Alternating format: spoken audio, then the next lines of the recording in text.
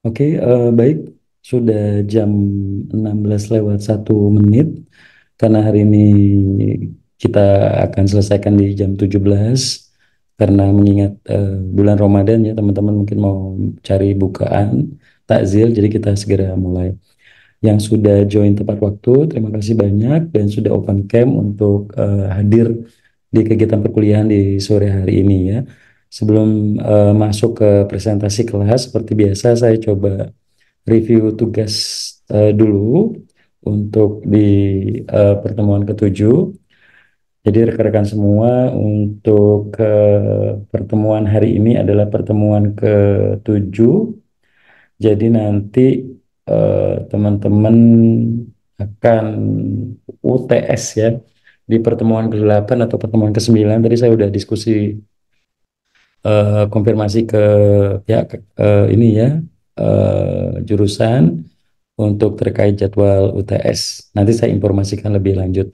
Nah, pertemuan ketujuh kali ini mata kuliah manajemen strategik dan business valuation di tanggal 20 Maret 2024. Nah, rekan-rekan semua di tugas ke-6 minggu sebelumnya, saya memberikan assignment kepada rekan-rekan terkait bagaimana penerapan strategik grup ya di dalam suatu perusahaan ataupun entitas bisnis yang memang tentunya sangat penting bagi perusahaan dalam pengembangan bisnis dan pertumbuhan perusahaan ke depannya dengan penerapan strategi ini. Nah, untuk teman-teman yang sudah mensubmit tugas, terima kasih. Ada satu orang yang nggak buat tugas, Muhammad Hazia Zil Rifazon ya. Yang lain sudah mensubmit tugas tepat waktu. Terima kasih untuk tugasnya. Nah, untuk sebelum kita masuk ke kegiatan perkuliahan di sore hari ini, materi yang saya akan ajar sore hari ini, saya persilakan kepada Muhammad Farhan, Ilyas Rifai, dan Nela Agustina yang sudah kita tunjuk untuk presentasi hasil dari temuan 5 perusahaan yang menurut teman-teman sukses dalam penerapan strategi grup ya. Silakan ke yang pertama Muhammad Farhan dulu ya, waktu dan kamera saya persilakan. Muhammad Farhan sudah join? Sudah join kayaknya ya. Sudah, Pak. Silakan.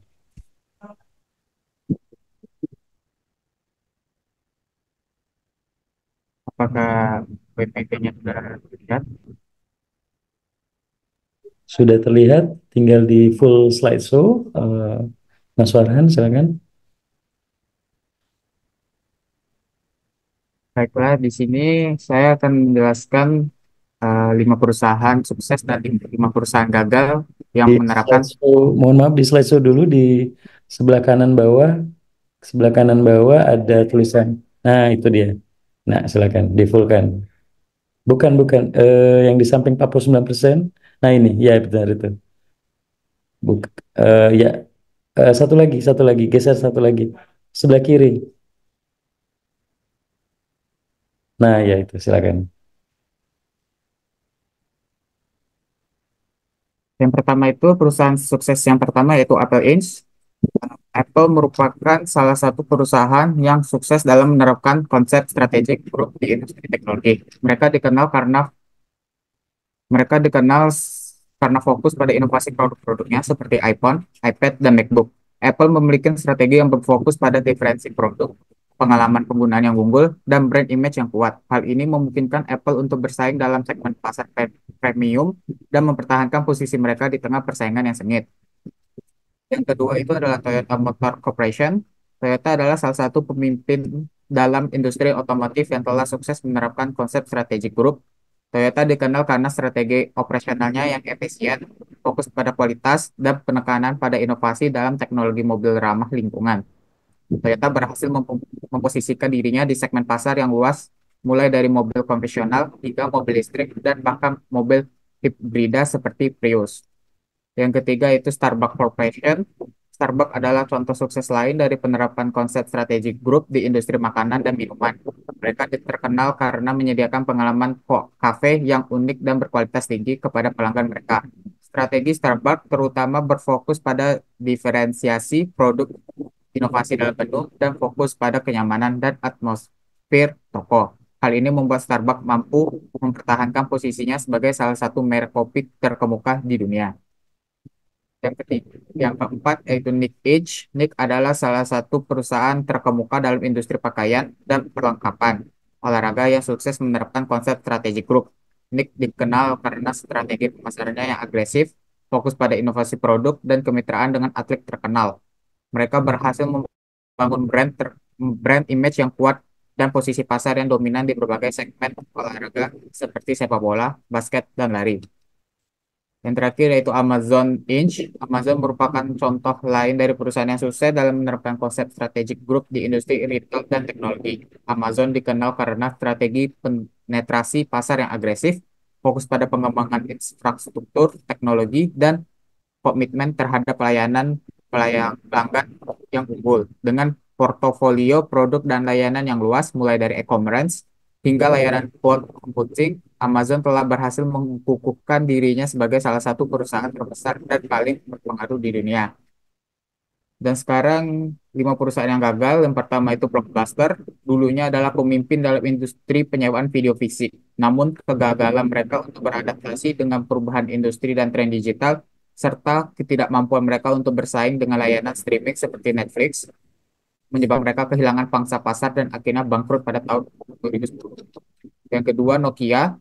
Nokia pernah mendominasi pasar ponsel selama bertahun-tahun, tapi mereka gagal dalam mengantisipasi dan merespon perubahan tren pasar yang dipimpin oleh inovasi smartphone. Ketika perusahaan seperti Apple dan Samsung mulai mendominasi pasar smartphone, Nokia terlambat dalam memperkenalkan produk yang relevan dan akhirnya kehilangan pangsa pasar yang signifikan. Yang ketiga, Kodak.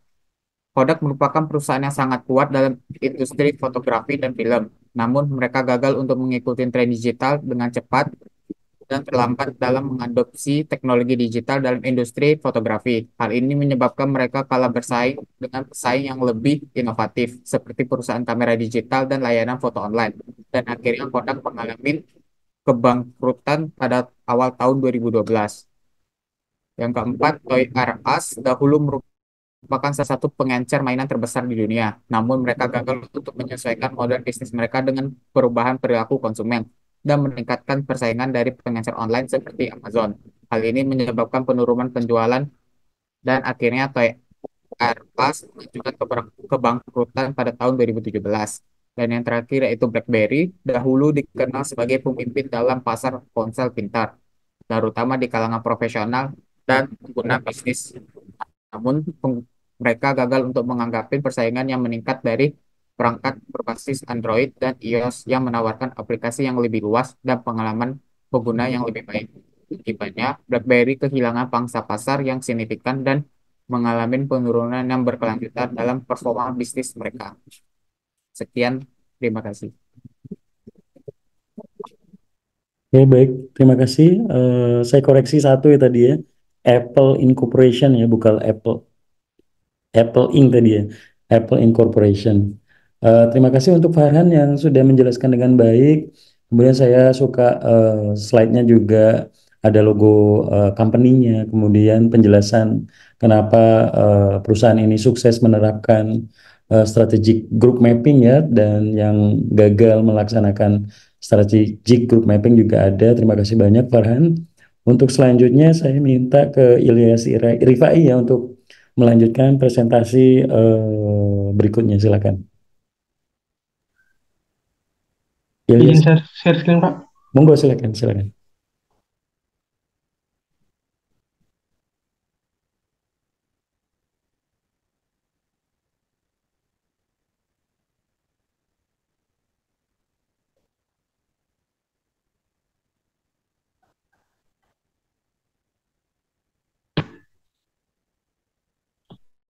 Baik, Assalamualaikum warahmatullahi wabarakatuh. Sebelumnya terima kasih kepada Bapak Bambang Purnomo STMM yang telah memberikan saya kesempatan untuk dapat menjelaskan mengenai tugas ke-6 dari mata kuliah Strategic Management and Business Valuation. Langsung saja, yang pertama saya akan menjelaskan mengenai perusahaan yang sukses dalam penerapan strategi group. Yang pertama adalah Apple Incorporated. Strategi grupnya yaitu kemitraan dengan perusahaan teknologi kecil untuk mengakuisisi teknologi baru dan meningkatkan portofolio produk. Keunggulannya yaitu fokus pada inovasi produk, integrasi vertikal, pengalaman pengguna yang superior. Kunci kesuksesannya yaitu pendekatan desain yang kuat, pengelolaan rantai pasokan yang efisien, pemasaran yang cerdas. Selanjutnya yaitu Amazon. Strategi grupnya yaitu akuisisi perusahaan terkait e-commerce untuk memperluas jangkauan dan memperkuat ekosistem bisnisnya. Keunggulan dari Amazon yaitu rantai pasokan yang canggih, pengalaman belanja online yang personal, infrastruktur teknologi yang kuat. Kunci kesuksesannya yaitu inovasi layanan seperti Amazon Prime, investasi besar dalam teknologi, fokus pada kepuasan pelanggan. Kemudian Toyota. Strategi grupnya yaitu kemitraan strategis dengan pemasok untuk meningkatkan efisiensi produksi dan kualitas produk. Keunggulannya yaitu produksi efisien, kualitas yang konsisten, fokus pada inovasi teknologi otomotif. Kunci kesuksesannya yaitu sistem produksi just in time, investasi dalam penelitian, pengembangan, reputasi yang kuat untuk keandalan. Selanjutnya, Samsung. Strategi grupnya yaitu aliansi dengan perusahaan teknologi lain untuk mengintegrasikan teknologi baru ke dalam produknya. Keunggulannya yaitu diversifikasi portofolio produk, inovasi teknologi, dan penetrasi pasar global yang kuat. Kunci kesuksesannya yaitu fokus pada penelitian, pengembangan, pemasaran agresif, adaptasi cepat terhadap tren pasar. Selanjutnya Google. Strategi grupnya yaitu akuisisi perusahaan teknologi kecil untuk memperkuat produk dan layanan yang ada serta mengeksplorasi bidang baru. Keunggulannya yaitu memimpin dalam pencarian online, inovasi teknologi tinggi, beragam portofolio untuk produk dan layanan. Kunci kesuksesannya yaitu algoritma pencarian yang canggih, investasi besar dalam penelitian dan pengembangan, fokus pada pengalaman pengguna yang unggul. Selanjutnya, 5 perusahaan yang gagal dalam penerapan strategi grup. Yang pertama adalah Nokia. Kurangnya kemitraan yang kuat dengan perusahaan teknologi lain untuk mengembangkan sistem operasi yang bersaing. Kegagalan dalam mengadopsi sistem operasi yang relevan dengan cepat seperti Android. Ketidakmampuan bersaing dengan pesaing dalam pasar smartphone. Dampaknya, hilangnya pangsa pasar yang signifikan di industri smartphone dan penurunan reputasi merek. Selanjutnya, Blockbuster LLC. Strategi grupnya yaitu keterlambatan dalam bermitra dengan penyedia konten digital dan teknologi untuk menyediakan layanan streaming.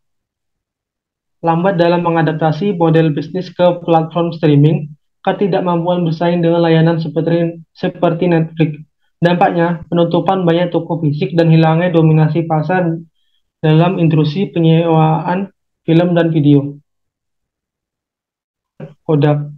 Strategi grupnya yaitu kekurangan kemitraan dengan perusahaan teknologi untuk mengembangkan produk dan layanan fotografi digital yang kompetitif. Kegagalannya yaitu tidak beradaptasi dengan perubahan industri fotografi digital dengan cepat. Kehilangan peluang untuk berinovasi dalam teknologi baru. Dampaknya, bangkrutnya perusahaan dan penurunan drastis dalam pendominasi mereka di pasar fotografi. Selanjutnya, BlackBerry Limited. Strategi grupnya yaitu kurangnya kemitraan yang kuat dengan perusahaan teknologi untuk mengembangkan sistem operasi dan aplikasi yang bersaing. Tidak mampu mengikuti tren konsumen yang beralih ke smartphone layar sentuh dan sistem operasi yang lebih canggih. Dampaknya, kehilangan pangsa pasar yang signifikan di industri smartphone. Kemudian penurunan drastis dalam penjualan perangkat. Yang terakhir yaitu Toys R Us. Tidak memperkuat strategi e-commerce dan kurangnya kemitraan dengan penyedia teknologi untuk meningkatkan pengalaman belanja offline dan online. Kegagalannya yaitu kesulitan bersaing dengan pengecer online seperti Amazon dan Walmart, serta kekurangan inovasi dalam pengalaman belanja offline. Dampaknya, penutupan semua gerai retailnya dan penghapusan merek dari pasar. Mungkin itu saja penjelasan saya mengenai tugas ke-6 dari mata kuliah Strategic Management and Business Valuation. Kurang lebih saya mohon maaf. Saya akhiri. Wassalamualaikum warahmatullahi wabarakatuh. Oke, Waalaikumsalam. Terima kasih, Ilyas. Selanjutnya yang terakhir akan kita sebentar. Nela Agustina, silakan. Nela udah join? Oh, udah join. Silakan ya. Pak, izin share screen ya Pak. Silakan.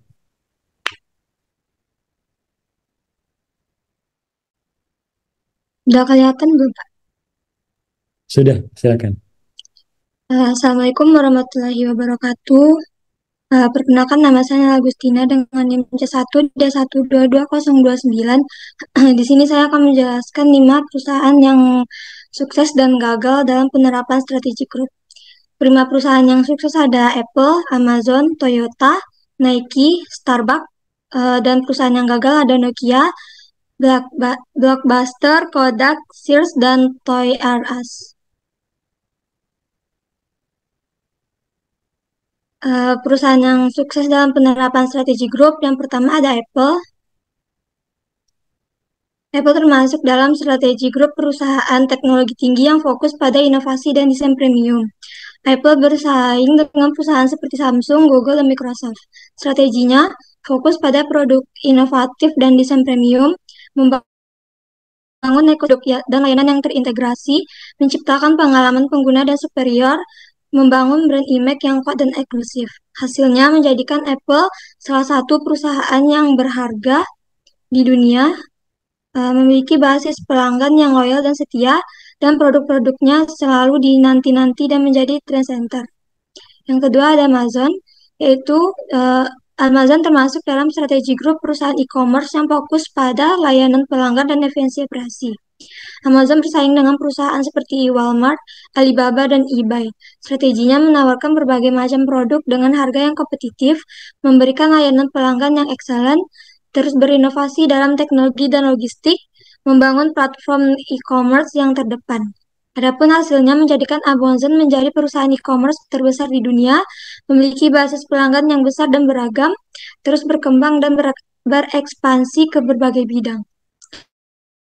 Toyota termasuk dalam strategi grup perusahaan otomotif yang fokus pada efisiensi produk dan kualitas produknya. Toyota bersaing dengan perusahaan seperti General Motors, Ford, dan Volkswagen. Strateginya menerapkan sistem produksi Toyota yang terkenal dengan efisiensi, membangun budaya perusahaan yang fokus pada perbaikan berkelanjutan, menawarkan produk yang handal, tahan lama, dan hemat bahan bakar, dan membangun brand image yang kuat dan terpercaya. Hasilnya, Toyota menjadi salah satu perusahaan otomotif terbesar di dunia, memiliki basis pelanggan yang loyal dan setia, dan produk-produk yang terkenal dengan kualitas dan ketahanannya. Yang keempat ada Nike. Nike termasuk dalam strategi grup dengan perusahaan apparel yang fokus pada inovasi dan brand image. Nike bersaing dengan perusahaan seperti Adidas, Under Armour, dan Puma. Strateginya adalah berfokus pada pengembangan produk inovatif dan teknologi baru, membangun brand image yang kuat dan inspiratif, mensponsori atlet dan tim olahraga ternama, dan melakukan kegiatan pemasaran yang kreatif dan agresif. Hasilnya adalah Nike menjadi salah satu perusahaan apparel terbesar di dunia, memiliki basis pelanggan yang besar dan beragam, dan produk-produk yang selalu dinanti-nanti. Yang kelima ada Starbucks. Starbucks termasuk dalam strategi grup perusahaan kedai kopi yang fokus pada pelanggan dan suasana yang nyaman. Starbucks bersaing dengan perusahaan seperti Dunkin' Donuts, McDonald, dan Costa Coffee. Strateginya menawarkan kopi berkualitas tinggi dan berbagai macam minuman lainnya, menciptakan suasana yang nyaman dan welcoming di kedainya, memberikan layanan pelanggan yang excellent, dan membangun brand image yang kuat dan premium. Adapun hasilnya menjadikan salah satu perusahaan kedai kopi terbesar di dunia, memiliki basis pelanggan yang loyal dan setia, menjadi tempat favorit untuk bersantai dan menikmati kopi. 5 perusahaan yang gagal dalam penerapan strategi grup. Yang pertama ada Nokia. Nokia dulunya merupakan pemimpin pasar dalam industri ponsel, namun mereka gagal beradaptasi dengan munculnya smartphone. Alasan kegagalannya, Nokia lambat dalam berinovasi dan mengembangkan smartphone. Nokia tidak fokus pada satu strategi grup dan mencoba untuk bersaing dengan di semua segmen pasar. Nokia memiliki budaya perusahaan yang kaku dan tidak adaptif. Yang kedua ada Blockbuster. Blockbuster dulunya merupakan raksasa industri rental film, namun mereka gagal beradaptasi dengan munculnya layanan streaming seperti Netflix. Blockbuster terpaku pada modal bisnis tradisional mereka dan tidak berinvestasi dalam teknologi baru. Alasan kegagalannya, Blockbuster lambat dalam mengembangkan layanan streaming video online. Blockbuster memiliki model bisnis yang berfokus pada DVD dan Blu-ray yang menjadi kurang populer dan memiliki hutang yang sangat besar dan memiliki sumber daya untuk berinvestasi dalam teknologi baru. Yang ketiga ada Kodak. Ya, Kodak pernah menjadi pemimpin besar dalam industri fotografi. Namun, Kodak gagal dalam transisi ke era digital dan bangkrut pada tahun 2012. Alasan kegagalannya, lambat dalam mengembangkan kamera digital, tidak fokus pada satu strategi grup dan mencoba untuk bersaing di semua segmen pasar, dan memiliki budaya perusahaan yang kaku dan tidak adaptif. Yang keempat ada Sears, pernah menjadi departemen store terbesar di Amerika Serikat, namun kehilangan pangsa pasar yang besar kepada Walmart dan Amazon. Alasan kegagalannya, lambat dalam berinovasi dan mengikuti tren terbaru, memiliki layanan pelanggan yang buruk, memiliki infrastruktur yang outdated dan tidak efisien. Yang kelima, ada Toys R Us. Toys R Us dulunya merupakan pengecar mainan terbesar di dunia. Namun mereka gagal beradaptasi dengan munculnya toko online dan bersaing seperti Walmart. Terlambat mengembangkan strategi e-commerce yang kompetitif dan kehilangan pangsa pasar yang besar. Pada akhirnya mereka tutup dan bangkrut. Alasan kegagalannya, tidak dapat bersaing dengan toko online seperti Amazon, memiliki hutang yang besar dan tidak memiliki sumber daya untuk berinvestasi dalam teknologi baru, memiliki manajemen yang buruk. Kesimpulannya, penerapan strategi grup yang efektif dapat membantu perusahaan untuk mencapai keunggulan kompetitif dan mencapai kesuksesan. Perusahaan yang sukses dalam penerapan strategi grup memiliki strategi yang jelas dan fokus. Mereka mampu mengeksekusi strategi tersebut dengan baik. Adapun kegagalan dalam penerapan strategi grup dapat menyebabkan perusahaan kehilangan pangsa pasar dan bahkan bangkrut. Baiklah, itulah yang dapat saya sampaikan. Assalamualaikum warahmatullahi wabarakatuh. Waalaikumsalam warahmatullahi wabarakatuh.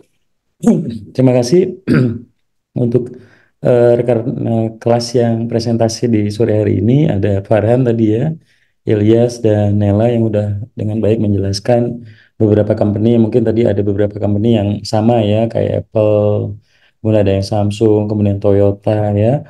Mereka berhasil bisa menerapkan strategi group mapping yang bagus sehingga bisnisnya terus tumbuh berpuluh-puluh tahun hingga saat ini. Ada yang juga gagal ya seperti Blockbuster tadi, Kodak ya. Kemudian pesaing Blockbuster seperti Netflix, mereka merubah pola bisnisnya dengan nonton di mana aja lewat smartphone, lewat tablet, lewat iPad, lewat TV smart. Jadi bisa ditonton di mana aja sehingga bisnis terus tumbuh. Apalagi pas di zaman COVID kemarin ya, orang pada takut kemana aja dengan transformasi digital. Mereka bisa menawarkan hiburan kepada para orang yang pengen mencari hiburan nonton film ya.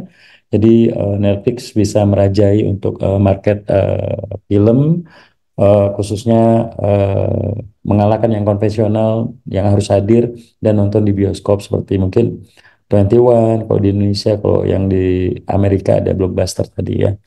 Oke, terima kasih udah menjelaskan dengan baik tugasnya. Saya coba izin melanjutkan untuk pertemuan ini di 30 menit ke depan untuk mata kuliah Strategic Management dan Business Valuation. Di topik hari ini saya akan mencoba menjelaskan terkait bagaimana proses perumusan strategi ya dalam manajemen strategik. Nah, sebelum masuk ya, saya ingin mengingatkan kepada rekan-rekan ya, gunakan waktu semaksimal mungkin untuk bisa lulus tepat waktu, mendapatkan nilai terbaik ya. Saya dari mata kuliah Cyber Security dengan mahasiswa rekan-rekan yang sama juga, saya selalu mengingatkan bahwa saat ini persaingan makin ketat. Teman-teman benar-benar harus bisa meningkatkan soft skill dan hard skill-nya, sehingga teman-teman bisa bersaing nih dengan lulusan dari Universitas Jambi sendiri, ataupun dari lulusan kampus-kampus lain, ataupun kampus dari Jawa yang tentunya ini bisa persaingannya makin ketat nanti setelah teman-teman lulus. Nah, jangan juga penyelesaian datang belakangan ya. Setiap minggu malas hadir kuliah. Mungkin di sini coba saya pengen tanya si siapa? Farul ada? Hadir, Pak. Nah, Farul, kira-kira kalau Farul jadi saya sebagai dosen pengampu mata kuliah cyber gitu ya, atau mata kuliah strategic management, misalnya si Haziel Rifazon gitu ya, nggak pernah masuk, nggak buat tugas, kira-kira lulus atau nggak kira-kira menurut kamu? Hmm, enggak sih, Pak. Nah, jadi maksud saya teman-teman bisa merefleksikan sendiri ya bahwa penilaian itu benar-benar harus objektif. Nah, saya juga memberitakan informasi dari awal bahwa tugas itu sangat penting untuk ya melatih kemampuan teman-teman untuk wah harus mengejar deadline. Oh, saya selalu informasikan bahwa tugas kita dibuat sebelum 1 hari sebelum perkuliahan. Saya ingin melatih teman-teman untuk terbiasa. Memang hektik banget ya. Setiap minggu, apalagi 2 tugas, 2 mata kuliah ya. Ada cyber, ada strategik ya. Harus mengatur waktu dengan baik untuk tugas. Tapi saya pikir tugasnya sebenarnya simple. Teman-teman bisa mencari informasi referensi di internet banyak sekali, di YouTube, di Google ya. Kemudian teman-teman meresum dalam bentuk PowerPoint dan menjelaskan di YouTube. Tinggal kemauan teman-teman sendiri. Nah, tapi ada beberapa yang memang saya lihat dan saya tandain tuh mahasiswa yang memang jarang masuk, males masuk. Kemudian saya nggak tahu alasannya kenapa. Tapi ini sayang banget ya. Jadi jangan sampai penyelesaian itu datang belakangan. Misalnya si Farul yang rajin. Kemudian siapa yang rajin gitu ya, lulusnya 3,5 tahun misalnya ya. Ini kita baru lulus 7 tahun ya, rugi waktu ya, belum lagi biaya bulanan kita kuliah ke kampus, kemudian belum lagi uang UKT yang harus kita bayarkan ke kampus. Nah, harapannya teman-teman pengen saya buka cakrawalanya ya, teman-teman harus maksimal kalau bisa 4 tahun udah selesai.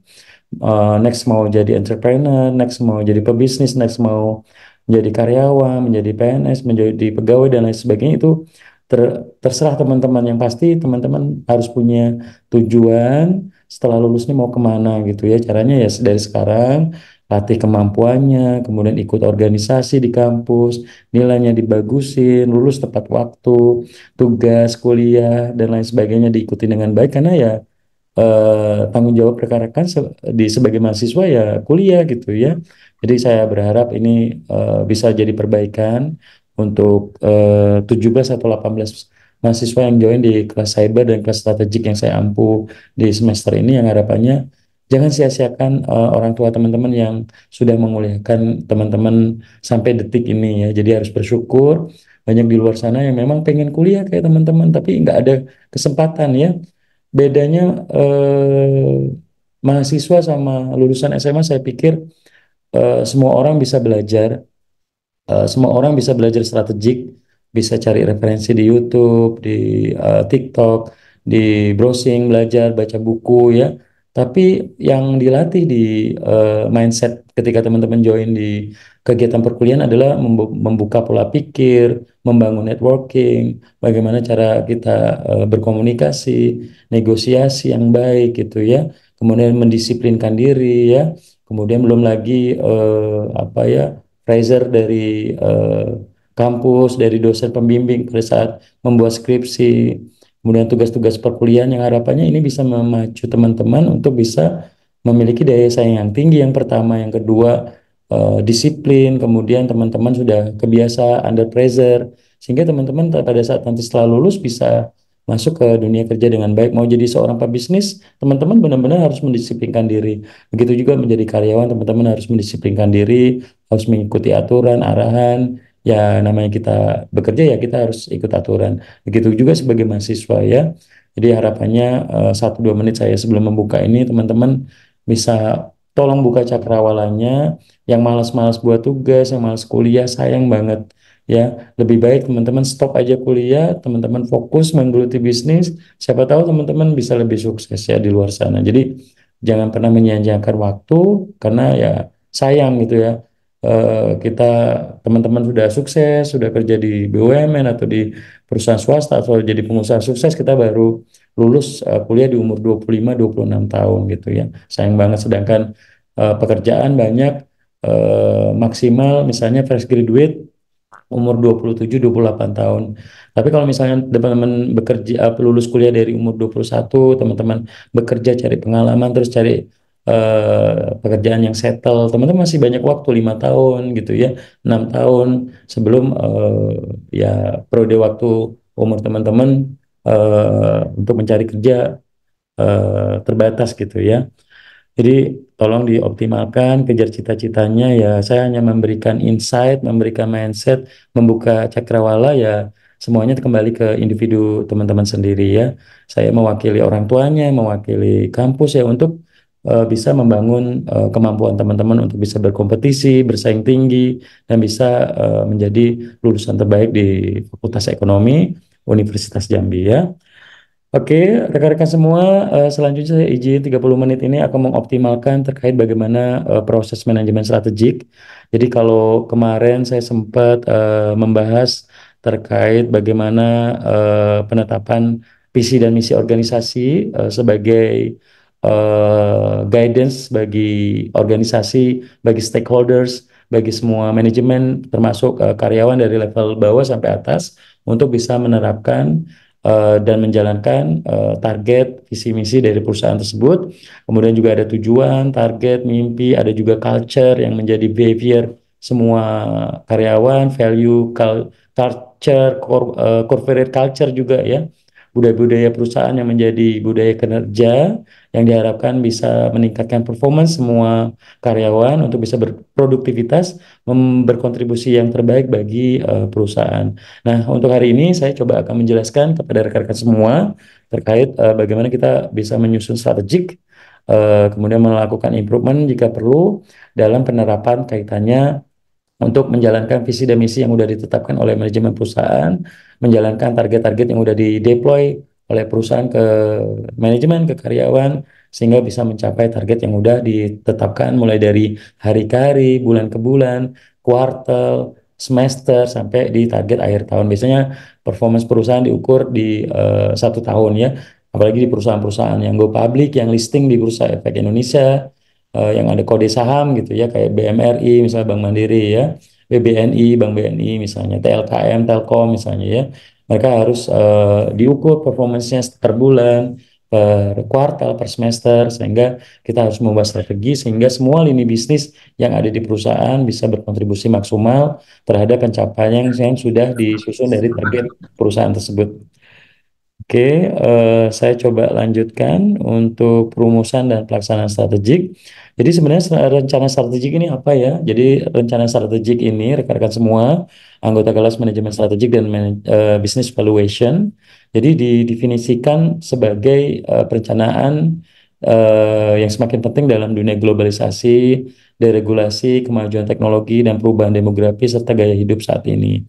Kita melihat bahwa teknologi semakin berkembang. Saat ini teknologi AI, Artificial Intelligence ya, contohnya tadi seperti Kodak ataupun BlackBerry ataupun Nokia ya, tidak bisa bersaing dengan era disruption saat ini. Mereka collapse, mereka bangkrut. Artinya ini bisa menjadi cerminan bagi kita ya, kenapa Apple bisa sukses ya menjadi salah satu perusahaan teknologi dengan kapitalisasi pasar lebih dari 20 ribu triliun rupiah ya, nilai kapitalisasi pasarnya. Kemudian Samsung yang tidak hanya berfokus pada teknologi smartphone, tapi juga mereka punya bisnis properti, bisnis alat berat ya, kemudian membuat LCD, chipset dan lain sebagainya yang tentunya Samsung ini menjadi raksasa teknologi dari Korea dan tentunya mereka terus memperbaiki terus-menerus sehingga produknya berkualitas. Saya ingat banget tahun 2002-2003 pada saat awal-awal kuliah itu Samsung membuat kamera juga, membuat handphone juga ya. Nokia waktu itu lagi merajai Nokia 1100, kemudian 2100 ya yang Nokia N3, kemudian mereka membuat handphone N3 juga, saya kebetulan pakai waktu itu, dan sekarang mereka bisa merajai dan bisa sukses dengan teknologi smartphone flagshipnya seperti S24 Ultra yang baru diluncurkan, kemudian juga handphone low end-nya seperti kayak Samsung A45 yang harganya di 1,8 atau di bawah 2 juta. Artinya mereka dengan kemajuan dari waktu ke waktu, mereka bisa memperbaiki teknologinya, perbaiki chipset, prosesor, kemudian kemampuan kamera dan lain sebagainya, sehingga mereka saat ini juga bisa dikatakan untuk teknologi Android bisa mereka bersaing gitu ya dengan provider smartphone yang lain seperti Vivo, Oppo, Realme, Xiaomi ya, ataupun yang mungkin seperti Apple gitu ya.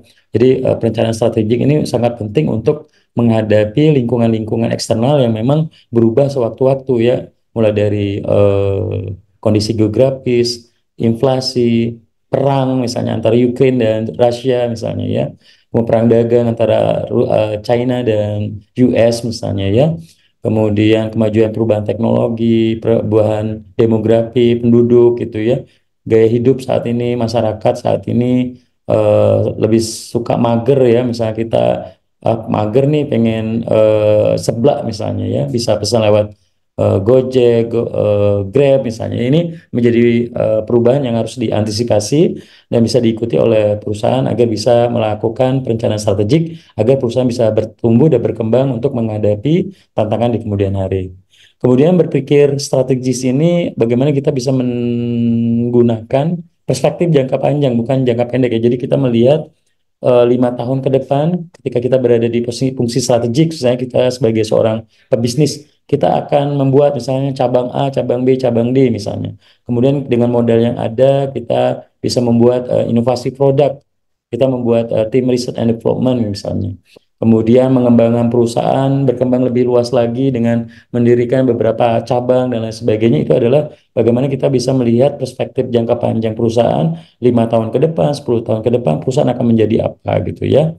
Kemudian selanjutnya strategic management ini merupakan ya kumpulan aktivitas, keputusan, tindakan yang digunakan untuk menerapkan strategi yang tadi sudah ditetapkan jangka panjang untuk menyesuaikan ya dari sisi persaingan ya antara organisasi dan lingkungan. Lingkungannya ya tadi pasar, konsumen, perubahan teknologi sendiri, artificial intelligence misalnya ya, era disruption teknologi, semua serba digital, jualan lewat e-commerce, lewat Tokopedia, lewat Shopee yang mungkin sebelumnya kita nggak ini ya nggak berpikir kalau dulu kalau beli baju itu kita ke pasar Angso Duo atau ke ini ya pasar besar misalnya di taman apa kanak apa di Istana Anak-anak misalnya di Pasar Jambi misalnya ya. Sekarang kita nggak perlu jauh-jauh, kita hanya browsing aja mau beli sepatu, kita browsing di Tokopedia atau di Shopee atau di e-commerce lain, kita bisa tiba-tiba 2-3 hari datang ya, kita transaksi lewat mobile banking. Artinya ini hal yang nggak disadari bahwa perubahan itu pasti dan kita harus bisa mengikuti. Nah, tanggung jawab strategic management ini yaitu adalah ya mulai dari direksi, manajemen puncak ya, dan ketua pelaksana ya, artinya direktur misalnya ya. Memang karena teman-teman dari awal saya informasikan manajemen strategik berarti teman-teman harus memposisikan sebagai seorang business owner atau seorang pengambil kebijakan, artinya sebagai seorang direktur misalnya direktur utama, CEO yang harus tahu bagaimana bisnis ini akan dibawa kemana, karena teman-teman sebagai nakoda harus tahu bagaimana perusahaan ini strategik yang harus dilakukan, langkah-langkahnya, keputusan-keputusannya harus bisa menyambungkan bisnis itu untuk terus tumbuh secara jangka panjang seperti itu.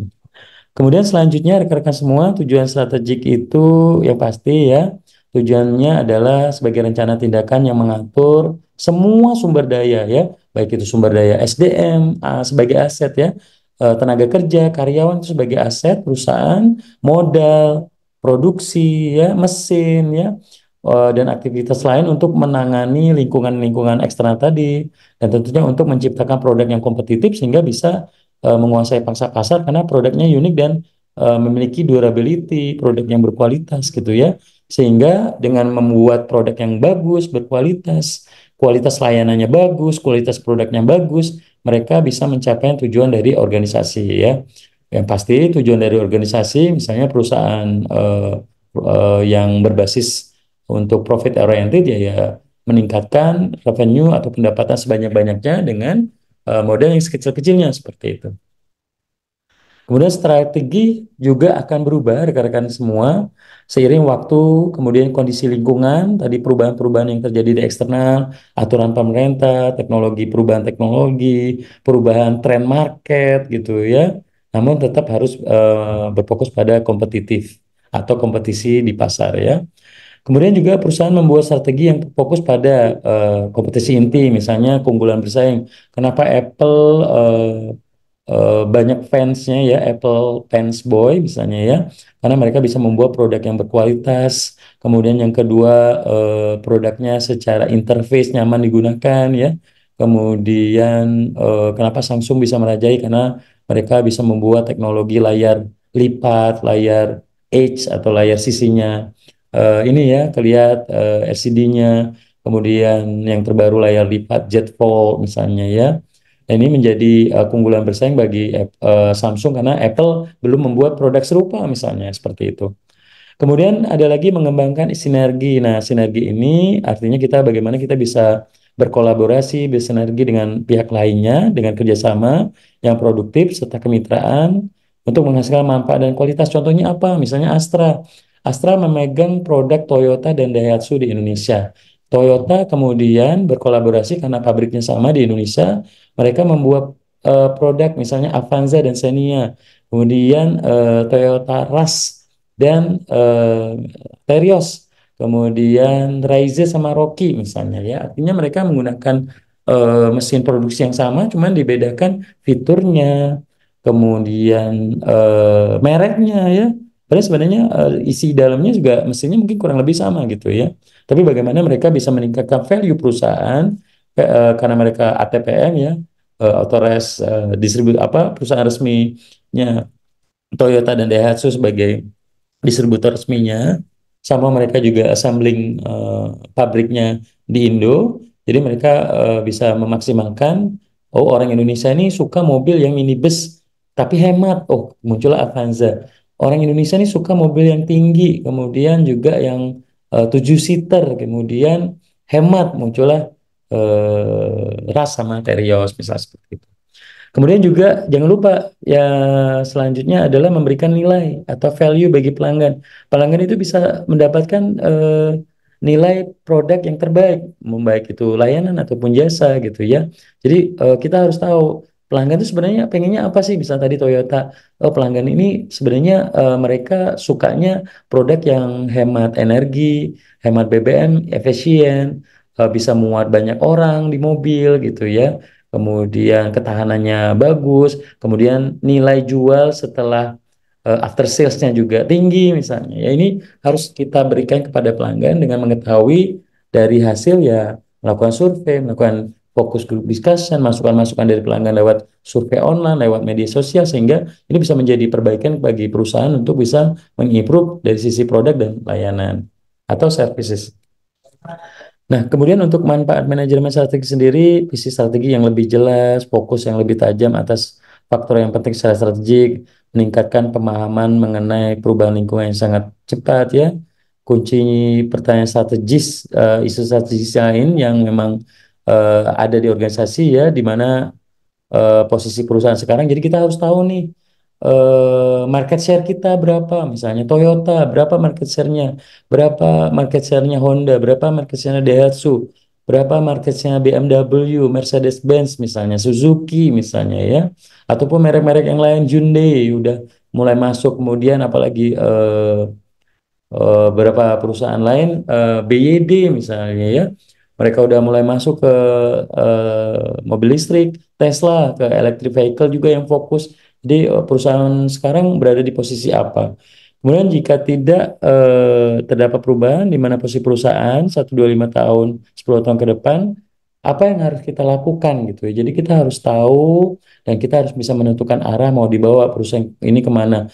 Kalau memang ke depan trennya memang di mobil listrik, karena memang banyak negara dan kita sudah menyadari bahwa emisi karbon ini sangat penting bagi dunia ya, dan energi minyak juga semakin sedikit, kita harus bisa mencari energi baru ya salah satunya ya menggunakan electric vehicle misalnya seperti itu atau mobil listrik misalnya. Kemudian jika jawaban tidak dapat diterima, apa tindakan secara spesifik yang harus diambil oleh manajemen?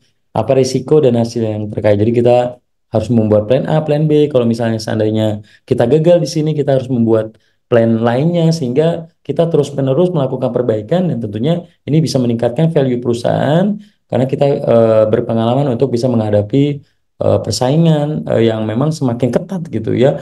Kompetitor bisa menawarkan produk yang lebih murah dengan teknologi yang lebih maju ya. Contoh sebelumnya mungkin teman-teman kemarin membahas mengenai PT Hyundai, Hyundai Indonesia yang case yang saya buat itu menjadi pembelajaran buat kita bahwa kita dalam 3 tahun perusahaannya market share-nya turun dari 61% jadi 30%. Nah ini menjadi pembelajaran bahwa kita bisa aja dilibas ke kompetitor kalau kita nggak melakukan perbaikan, improvement dari sisi layanan, kualitas, dari sisi produk, dari sisi harga yang tentunya ini bisa menjadi ancaman buat kita seperti itu. Kemudian tingkatan strategi di perusahaan itu ada ini ya dari perusahaan, kemudian ada unit ya, unit bahan kimia ini contohnya di perusahaan tekstil ya, unit tekstil, unit bahan kimia, auto parts unit, kemudian strategi fungsinya ada yang berhubungan dengan bidang keuangan ya, ada penelitian dan pengembangan membuat produk baru, bagian produksi, bagian pemasaran dan penjualan ini artinya di dalam perusahaan ini mereka membahu-membahu dari sisi directing perusahaan, dari sisi CEO perusahaan, mereka memberi arahan agar semua unit atau lini bisnis ini bisa menjalankan fungsi dengan baik, misalnya keuangan bisa menekan kos perusahaan, kemudian bisa menghandle keuangan dengan baik sehingga mendapatkan revenue atau profit sebesar-besarnya. Penelitian dan pengembangan bisa membuat produk yang berkualitas, jasa yang berkualitas sehingga bisa diterima oleh market. Kemudian produksi, bagaimana kita bisa membuat, menciptakan produk yang berkualitas ya. Kalau di saya Leadbank, mengembangkan produk-produk baru misalnya. Kemudian pemasaran, bagaimana kita bisa menggunakan digital marketing, menggunakan selebgram misalnya, menggunakan media luar ruang, ATL, BTL, marketing ya, mau strategi ataupun MLM dan lain sebagainya yang memang digunakan oleh perusahaan agar bisa menjual produknya sebanyak-banyaknya sehingga omset perusahaan naik. Nah, proses manajemen strategik ini kita bisa menggunakan SWOT analisis, kemudian menganalisa bagaimana kondisi lingkungan eksternal, identifikasi peluang ancaman, kemudian mengidentifikasi kekuatan kelemahan, memindai atau men-scanning lingkungan internal, kekuatan perusahaan seperti apa, kemudian menentukan tujuan dan strategi bagi perusahaan, merumuskan strategi dan tentunya menerapkan strategi bagi perusahaan dalam bentuk budaya, kepemimpinan, target, struktur, SDM, informasi, sistem kontrol, dan lain sebagainya. Nah, untuk perumusan versus pelaksanaan strategi, di sini kita bisa lihat perbedaannya. Yang pertama, perumusan strategi ini yaitu berupa staging atau tahapan dari manajemen ya untuk melakukan perencanaan dan pengambilan keputusan yang mengarah pada penetapan tujuan organisasi. Jadi, kita udah tahu visi misi dan tujuan perusahaan, kemudian kita merumuskan strategi. Strategi ini tahun ini apa ya? Misalnya kita membuat produk baru, membuka cabang, menambah tim sales, bekerja sama dengan kemitraan, menggunakan penjualan lewat e-commerce, membangun website, menggunakan media sosial dan sebagainya. Kemudian setelah itu tahap selanjutnya adalah pelaksanaan strategi ya. Kalau pelaksanaan berarti kita konteks yang kita lakukan adalah kita mengeksekusi apa yang sudah dibuat dari rumusan strategi atau keputusan strategi yang sudah dibuat seperti itu. Nah, daftar periksa untuk menganalisis keuangan, kekuatan dan kelemahan organisasi. Kalau manajemen dan perusahaan itu kualitas manajemennya, kualitas staf, derajat sentralisasi, bagian atau struktur organisasi, perencanaan, sistem kendali, misalnya penerapan KPI kepada seluruh karyawan untuk mengeksekusi target yang sudah ditentukan. Untuk bagian pemasaran, bagaimana misalnya kita mengukur dari sistem distribusi pemasaran, saham, misalnya efisiensi periklan, kepuasan pelanggan, kualitas produk, misalnya reputasi layanan, omset tenaga penjualan misalnya ya. Kemudian ada juga sumber daya manusia, pengalaman karyawan, pendidikan, pelatihan ya, omset, absensi karyawan, kepuasan kerja, keluhan, serikat pekerja, kemudian keuangan misalnya ya, diukur dari keuntungan, profitabilitas perusahaan, rasio hutang, rasio persediaan, pengembalian atau return on investment atau ROI ya, peringkat kredit gitu ya. Kemudian produksi, lokasi tanaman, mesin sudah usang, sistem pembelian, kontrol kualitas, produktivitas atau efisiensi dalam memproduksi produk ataupun jasa. Kemudian penelitian dan pengembangan, lead bank sendiri, riset terapan dasar, kemampuan laboratorium untuk menciptakan produk yang berkualitas dan diterima market gitu ya. Program penelitian, inovasi produk dan teknologi yang terbaru misalnya ya. Kemudian ada juga dalam menerapkan strategi di perusahaan ini ada strategi portofolio.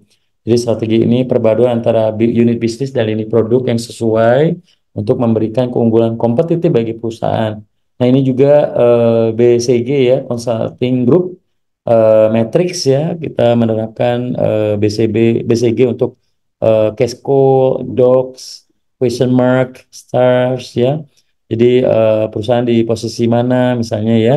Perusahaan ketika berada di posisi Casco artinya perusahaan memerah sapi perah ya. Kemudian Stars ya. Stars ini perusahaan berada pada posisi business growth yang tinggi, kemudian ekspansi terus, punya cabang banyak, produknya berkualitas menjadi market share. Docs misalnya ya, nggak ada investasi ya, perusahaan nggak profitnya biasa-biasa aja ya. Kemudian question mark ya, ini jadi pembelajaran bagaimana kita melihat posisi perusahaan saat ini, apakah berada di Docs atau di question mark atau di Casco ataupun di Stars yang bisa menentukan langkah-langkah strategi perusahaan ke depannya. Kemudian 5 kekuatan yang mempengaruhi persaingan industri ya, ada potensi pendatang baru, para pesaing-pesaing baru, ancaman produk berganti, kekuatan tawar pemasok ya, daya tawar pembeli ya. Kemudian ada internet juga mengurangi hambatan untuk masuk. Kemudian internet menyamarkan perbedaan di antara pesaing ya. Internet juga menggeser kekuatan yang lebih besar ke konsumen ya, dengan e-commerce misalnya. Internet cenderung meningkatkan daya tawar pemasok misalnya ya. Internet juga memperluas ukuran pasar, tetapi juga menciptakan ancaman-ancaman pengganti atau substitusi. Nah, kemudian keunggulan kompetitif melalui strategi kompetitif ada diferensiasi, bagaimana upaya untuk membedakan produk dan layanan dari pesaing, kemampuan biaya ini biasanya ketika kita bisa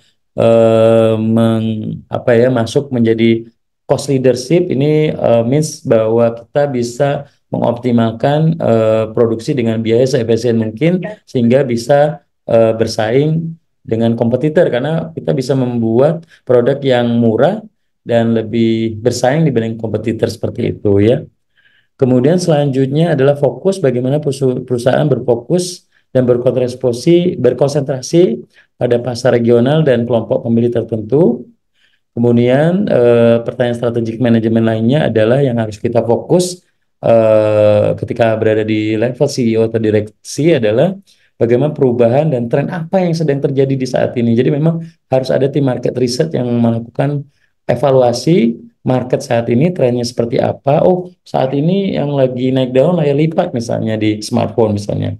Siapa pelanggan kita sebenarnya? Segmen apa yang masuk di pelanggan kita? Produk atau layanan apa yang harus kita tawarkan kepada segmen mereka?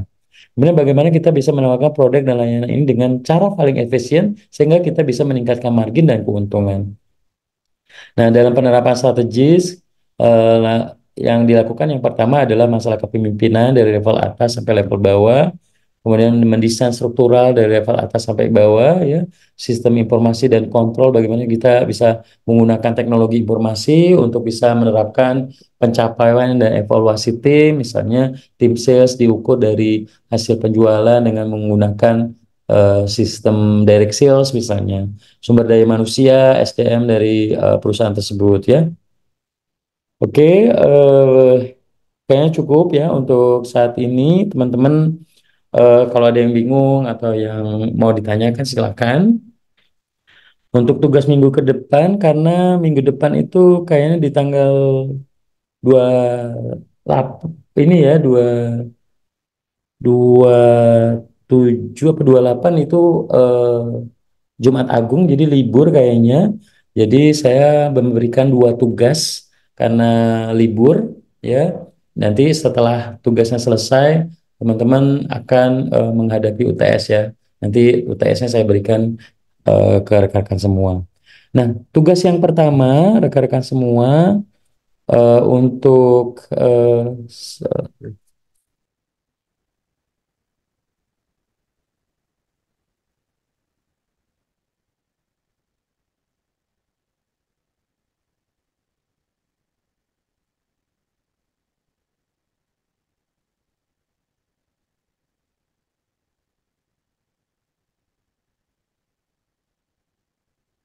sebentar saya coba buka dulu untuk tugas kita. Sorry, untuk kayaknya benar ya.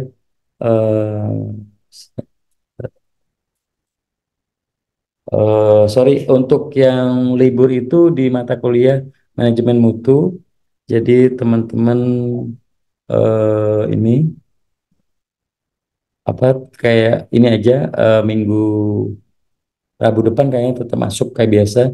Yang di hari Jumat itu yang Jumat Agung jadi libur untuk mata kuliah manajemen mutu. Sorry, mohon maaf. Oke, saya ulangi untuk tugas minggu depan, tugas ketujuh hanya ada satu tugas doang. Satu tugas aja ya. Jadi ini tugasnya analisa. Jadi untuk minggu depan yang presentasi Farul, Roy Apriansa, dan Muhammad Hazial Rifazon untuk tugas tanggal 26 Maret deadline-nya, tanggal 27 yang bertugas silakan presentasi di depan di kelas ya secara online. Jadi case yang saya buat ini adalah PT Samudra PT Samudra Jaya Abadi ya. Jadi PT Samudra Jaya Abadi ini adalah perusahaan manufaktur yang bergerak di bidang produksi elektronik. Perusahaan ini beroperasi selama 29 tahun dan memiliki pangsa pasar yang signifikan di Indonesia. Nah, PT Samudra Jaya Abadi menghadapi beberapa tantangan. Yang pertama nih, persaingan global. Jadi meningkatnya persaingan dari perusahaan global yang menawarkan produk dengan harga yang lebih murah, apalagi produk dari Cina gitu ya, dan kualitasnya lebih baik. Perubahan teknologi, perkembangan teknologi yang pesat dalam industri elektronik menyebabkan produk PT Samudra Jaya Abadi menjadi usang. Yang ketiga, perubahan perilaku konsumen. Jadi meningkatnya permintaan konsumen terhadap produk elektronik yang lebih canggih dan ramah lingkungan.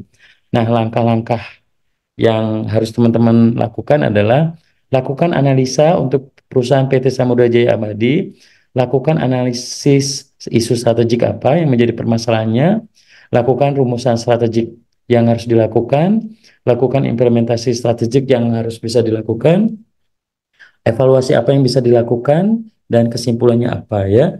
Jadi seperti biasa dibuatkan dalam analisa di PowerPoint, 3 lembar, 5 lembar terserah ya. Kemudian dijelaskan dalam bentuk video di YouTube, kemudian diupload di YouTube, deadline ya hari Selasa tanggal 26 Maret 2024 sebelum pukul 17 ya. Ada yang mau ditanyakan sebelum saya cek absen untuk tugas? Kalau nggak ada, saya izin absen dulu. Anggota kelas. Oke, yang pertama,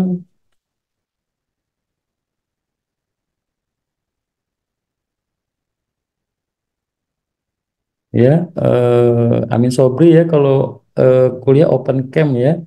Ini nggak di mukanya nggak kelihatan, jadi saya catat, saya notes. Yang malas-malas open cam untuk mendisiplinkan diri ya. Oke, Muhammad Amin Sobri ada? Hadir, Pak. Oke,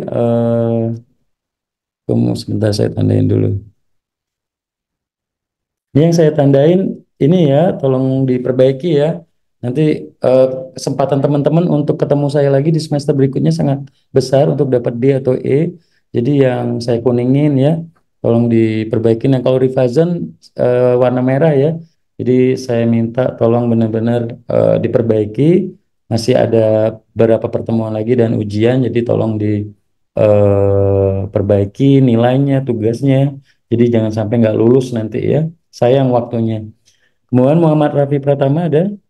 Hadir, Pak. Kemudian Muhammad Safik Alfa. Safik, oke. Safik ini juga saya lihat jarang. Oke, kemudian Razalia, Hadir, Pak. buka cam ya Razalia. Saya perhatiin berapa kali saya udah note dari pertemuan sebelum-sebelumnya juga jarang open cam ya. Saya udah aks to video untuk agar bisa Cuma dibuka satu lagi. kali, Pak.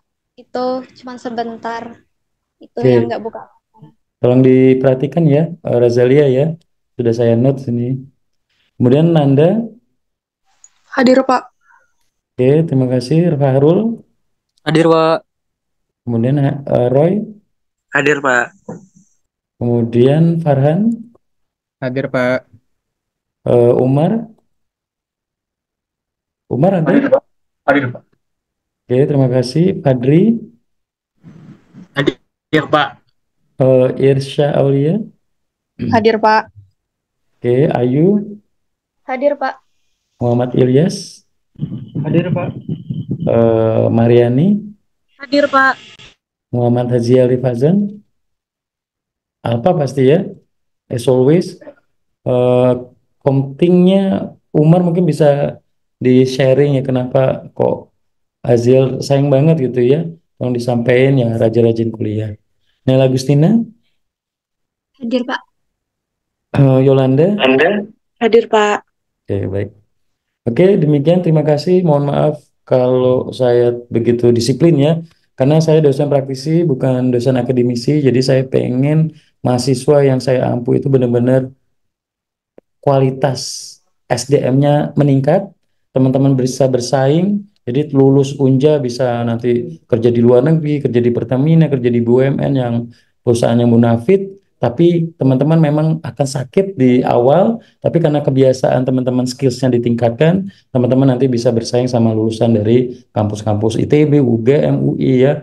Saya yakin mahasiswa yang saya ampu Unja ini pintar-pintar semua, cuman ya harus benar-benar belajar lagi skills-nya biar teman-teman bisa bersaing tinggi dan bisa memiliki kemampuan yang baik. Mohon maaf sekali lagi kok begitu kejem ya, tapi saya nggak sebenarnya saya pengen tuh teman-teman berubah intinya seperti itu ya. Mohon maaf kalau memang kurang berkenan, tapi saya pengen teman-teman sukses. Nanti teman-teman akan menyadari betapa pentingnya apa yang saya sampaikan sekarang, 5 tahun, 10 tahun lagi, pas saya ketemu saya mungkin teman-teman akan menyadari betapa pentingnya apa yang saya sampaikan. Mohon maaf sekali lagi jika ada yang kurang berkenan. Sampai jumpa minggu depan. Wabillahi taufiq wa hidayah. Wassalamualaikum warahmatullahi wabarakatuh. Waalaikumsalam warahmatullahi wabarakatuh. Terima kasih, Pak.